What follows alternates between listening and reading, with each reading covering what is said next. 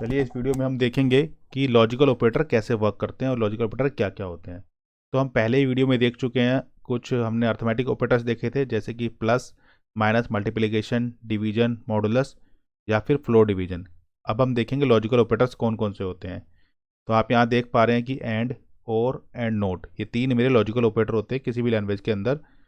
और इनका हमारा यूज़ क्या होता है कि हम जब भी हमें टू कंडीशंस को कंबाइन करना होता है तो हम इनको यूज़ कर सकते हैं। जैसे कि यहाँ पे फर्स्ट कंडीशन आप देख रहे हैं कि x is greater than zero, कि जीरो से बड़ा हो x, but x less than 10 हो। तो मेरी अगर ऐसी कंडीशन आती है तब मैं क्या कर सकता हूँ, इनको यूज़ कर सकता हूँ लॉजिकल ऑपरेटर्स को दो कंडीशन को जोड़ने के लिए। तो मैं ये कह सकता हूँ कि x की वैल्यू मेरी, जैसे यहाँ पे आप देखेंगे कि x की वैल्यू जीरो से भी ज़्यादा हो लेकिन 10 से कम हो। ओके, तो इस केस में क्या होगा, ये वैल्यू रिटर्न कर देगा ट्रू, अगर ये कंडीशन दोनों मेरी मीट करती हैं। तो दो कंडीशन को जोड़ दिया एंड के लिए। तो एंड का मतलब ये कि जब मेरी दोनों कंडीशन ट्रू हो तभी इसका रिजल्ट ट्रू आएगा। तो समझ लेते हैं इसको हम। तो जैसे कि यहाँ पे लिखा है मेरा x की वैल्यू मैंने 5 लिखी, तो इस केस में देखिए x की वैल्यू 5 है, तो इसका मतलब पहली कंडीशन क्या है मेरी, x is greater than zero, और दूसरी कंडीशन ये है x इज़ लेस देन 10। तो इसको रन करेंगे जब हम, तो ऑटोमेटिकली मेरा आंसर ट्रू आएगा। अभी हम इसको -5 कर देते हैं, तो -5 करते ही क्या होगा, इसका आंसर फॉल्स हो जाएगा क्योंकि ये मेरी फर्स्ट कंडीशन वॉयलेट कर गई। अब इसको हम चेंज करके 15 कर देते हैं। जैसे ही हम इसको 15 करेंगे तो भी इसका आंसर फॉल्स आएगा, क्योंकि जब तक मेरी दोनों कंडीशन ट्रू ना हो जाए तब तक इसका आंसर फॉल्स ही आएगा। तो एंड का मतलब हमें तब लगाना है एंड जहाँ पे हम चाहते हैं कि मेरी फर्स्ट कंडीशन और मेरी सेकंड कंडीशन जब तक कि ट्रू ना हो तब तक आंसर मेरा ट्रू ना आए।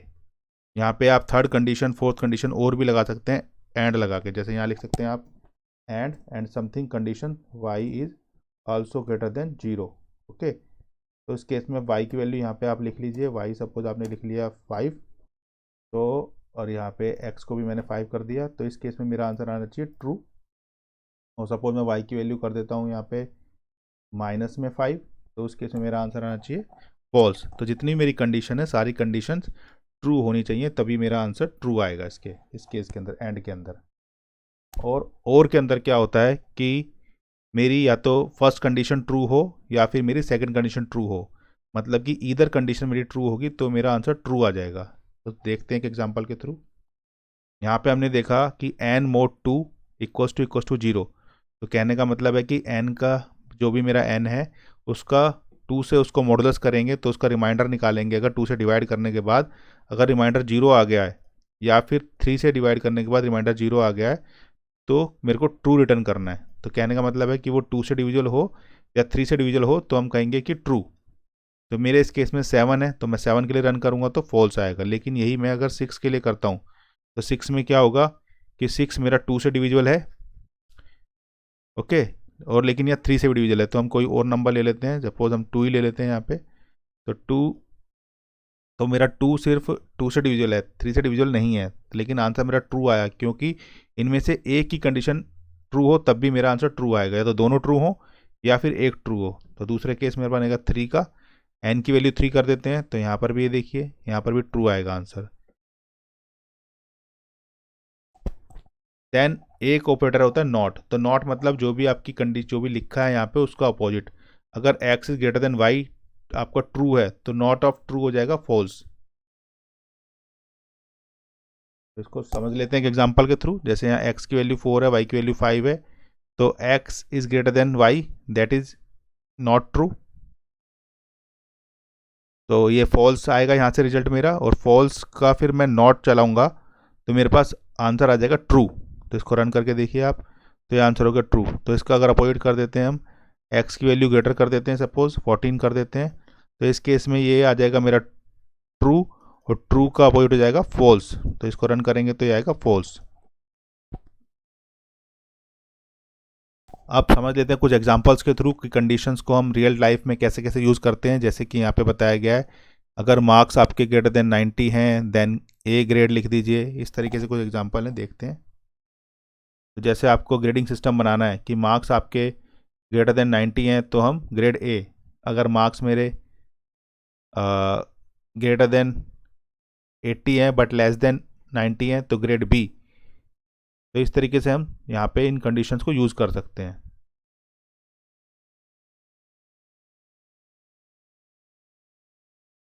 ऐसे ही यहाँ पे हम देखेंगे सैलरी के लिए बनाया गया है। जैसे सैलरी आपकी लेस देन 2 लाख है, तो हमने बोल दिया कि प्रिंट कर दीजिए कि इकोनॉमिकली वीकर सेक्शन या पुअर पर्सन। इस तरीके से यहाँ पे फिर देखेंगे आप, जैसे यहाँ पे कंडीशंस हैं, तो कंडीशंस आपकी, जब भी हम कंडीशंस की बात करते हैं तो हमें क्या, कंडीशंस के अंदर दो केस बन सकते हैं आपके। इफ़, तो इफ़ में क्या बनेगा कि इफ़ यदि ये होगा तो हम ये करेंगे। सेकंड केस में सैलरी में भी यही था कि यदि ये होगा तो ये प्रिंट हो। लेकिन यहाँ पे मेरे पास दो कंडीशन है कि अगर यदि एक्स मोड 2 है तो ये इवन प्रिंट कर दो वैल्यू, अदरवाइज बोल दो कि ऑड। तो जब भी ऐसी सिचुएशन आती है तो मेरे को यहाँ पे कीवर्ड यूज़ करने होते हैं इफ़ और एल्स। तो जब भी हम इफ़ लिखते हैं तो इफ़ के बाद ब्रैकेट्स की रिक्वायरमेंट नहीं है, यहाँ पे कॉलन लगाना होगा आपको। तो मैंने कॉलन लगाया, if x mod 2 equals to 0, then colon लगाने के बाद आप एंटर प्रेस करेंगे तो ये प्रिंट इवन कर देगा। यहाँ पे ध्यान रखना है, ये सिंटैक्स है, एल्स के बाद भी कॉलन आएगा और इफ़ के बाद भी कॉलन आएगा। तो ये क्या कर रहा है, ये आपका प्रोग्राम, ये प्रोग्राम चेक कर रहा है कि आपका कोई नंबर इवन है या ऑड है। तो अगर हम यहाँ पे कोई नंबर डिफाइन कर लेते हैं, सपोज यहाँ पे लिख लेते हैं हम एक्स इक्वल्स टू 40, तो 40 मेरा इवन नंबर है, तो इसमें प्रिंट करे क्या होगा, इवन नंबर प्रिंट हो गया। अगर मैंने 41 कर दिया इसको, तो क्या प्रिंट होना चाहिए, ऑड प्रिंट होना चाहिए, तो ऑड प्रिंट हो गया। तो आपने देखा जब भी मेरे पास कंडीशंस आती हैं तो कंडीशंस के केस में मेरे को इफ़ एल्स, यहाँ पे कंडीशंस होती हैं इफ़ और एल्स। जब दो केसेस हैं, या तो ये होगा या ये होगा, तो उस केस में हम इफ़ यूज़ करेंगे या फिर एल्स यूज़ करेंगे। अब मल्टीपल इफ़ एल्स हो, बेसिकली कहने का मतलब है मल्टीपल कंडीशन हो, तब क्या करते हैं हम, तब हम इफ़ एल्स के बीच में एलिफ लगा देते हैं। तो एलिफ मतलब कि जितनी भी बीच की कंडीशंस हैं, जैसे यहाँ पे एक एग्जांपल लिखा गया है एयर क्वालिटी इंडेक्स का, कि अगर air quality index less than 50 हो तो वेरी गुड, और अगर बिटवीन 50 एंड 100 हो तो गुड बोलेंगे एयर क्वालिटी, और बिटवीन 100 एंड 200 हो तो एवरेज, बिटवीन 200 टू 300 हो तो पुअर। तो अगर ऐसा रियल लाइफ एग्जांपल है आपके सामने, उसको आपको थ्रू पाइथन सॉल्व करना है। तो हम क्या करते हैं, यहाँ पे लिखेंगे पहले एयर क्वालिटी इंडेक्स, जो भी आप यूजर से इनपुट ले सकते हैं, ये आप खुद लिख लीजिए। उसके बाद यहाँ पे हमने क्या देखा कि कंडीशन, मेरे पास मल्टीपल कंडीशन है, 1 2 3 4, तो 4 कंडीशन हमने यहाँ पे लगा दी। ये देखिए, air quality index less than 50 हो तो प्रिंट कर दो वेरी गुड, देन उसके बाद सेकंड कंडीशन में गुड, थर्ड में एवरेज, फोर्थ में पुअर, और अगर कुछ भी इनमें से नहीं है, कंडीशन मीट नहीं कर रही है आपकी, तो आप लिख दो प्रिंट डेंजरस। तो हमने यहाँ पे ऊपर क्या लिखा, 250, 250 के लिए रन करेंगे तो पुअर आएगा। तो चलिए एक बार और इसको 99 कर देते हैं एयर क्वालिटी, तो उस केस में गुड। ओके, तो यहाँ पे देखिए 99 में मेरा ये वाला केस ट्रू हो जाता है। तो यहाँ पे आपने देखा किस तरीके से मैंने लॉजिकल ऑपरेटर्स को कंबाइन करके और कंडीशंस को, इफ एल्स कंडीशन को भी मैंने एक साथ कंबाइन कर दिया। तो यहाँ पे ध्यान रखिए कि कॉलन लगेगा सबके अंदर, इफ़ के अंदर भी कॉलन लगेगा, एलिफ, एलिफ के बाद पूरी कंडीशन आएगी। तो ये कंडीशन का जो रिजल्ट है वो ट्रू या फॉल्स आना चाहिए। तो ये बूलियन रिजल्ट आना चाहिए आपका, यहाँ पर भी बूलियन रिजल्ट आएगा, यहाँ पर भी बूलियन रिजल्ट आएगा, और कुछ भी मैच नहीं करेगा तो आपका लास्ट में एल्स में चला जाएगा, और कॉलन आपको सब में लगाना है, ये ध्यान रखना है। इसके अलावा एक और देख लेते हैं हम, नेस्टेड इफ एल्स भी हो सकता है मेरा। तो नेस्टेड इफ एल्स में क्या होता है कि एक इफ के अंदर मल्टीपल इफ एल्स आ सकते हैं। तो जैसे यहाँ पर है कि if x equals to y, तो हम बोल देंगे एक्स और y are equal, otherwise else में चले जाइए कि एक्स और वाई इक्वल नहीं है, इसका मतलब ये है। तो इसका मतलब कि एक्स या तो लेस देन वाई है या फिर एक्स ग्रेटर देन वाई है। तो डिपेंडिंग ऑन दी सिनेरियो, तो मैंने यहाँ पहले एक चेक करा कि x is less than y, तो मैंने प्रिंट कर दिया x is less than y, otherwise मैं बोल दूंगा x is greater than y. अब यहाँ पर भी आपको ध्यान रखना है कि ये आउटर इफ एल्स है, जो भी मैंने ये सिलेक्ट करा ये आउटर इफ एल्स है, और इस एल्स के अंदर ये इनर इफ एल्स हो गया। ओके, तो आप चाहें तो इस वाले इफ के अंदर भी एक और इफ एल्स बना सकते हैं। तो कितनी भी लेवल तक आप इसके अंदर इफ एल्स बना सकते हैं। तो इसको हम बोलते हैं नेस्टेड इफ, नेस्टेड इफ या नेस्टेड इफ एल्स।